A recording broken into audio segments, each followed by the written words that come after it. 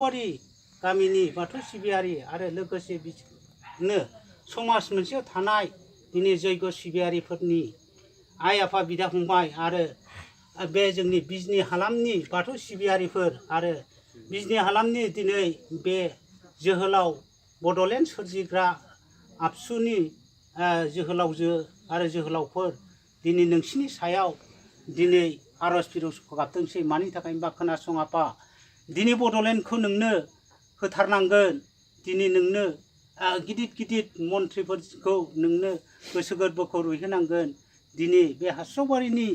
दिनै नौनारि फोरजा फिसाफोरनि बाथौ सिबियारिफोरनि थानसालियाव दिनै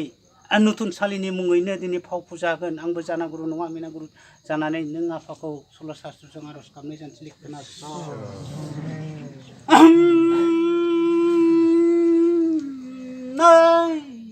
बुहुम दिनै गला लैथोआ बुहुमपुरियाव गिदिंनानै बुहुम बावपुरियाव नौनारि फोरजा फिसाफोरखौ फोरोंगिरिया सोर सोर जालायखो होनबा दा बोसोर खोमसिरि बिफां सिङाव थानानै मैरा मैखुननि राव लानानै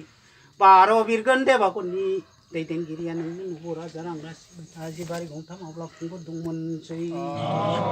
आफाफोर आइफोर नोंसोरखौनो होनदों बर' बोराइनि शास्त्रआव बाथौ हले बान्दो सिजौ हले गरंबा बर' बोराइनि आसराबो मोनबा बर' बोराइनि बाद्रा फुंबा सिफुंनि गुदुङाबो गुदुंबा मुनुसुनिया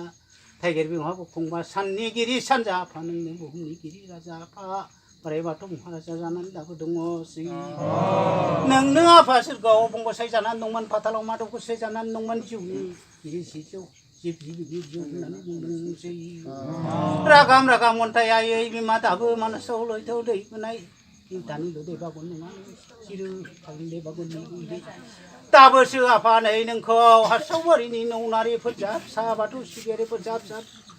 लाइजाम होननानै फोजावगाराखै दाबोसो नै दिनै बडलेण्ड मेगंनि बिजनी हालामनि एबसुनि जोहोलावफ्रा आरो बाथौ सिबियारिनि आफादगिरि जोहोलावफ्रा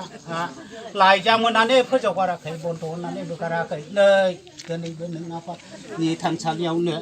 हास्रावबारिनि नौनारि फोरजा फिसाफोरनि गोहो लानानै दिनै आघुनसालिनि मुङैनो नोंनो बोसोर गोदाननि मुङै दिनै ओंखाम गोरलैनि मुङैनो दिनै नोंनो मेन्दा गथिया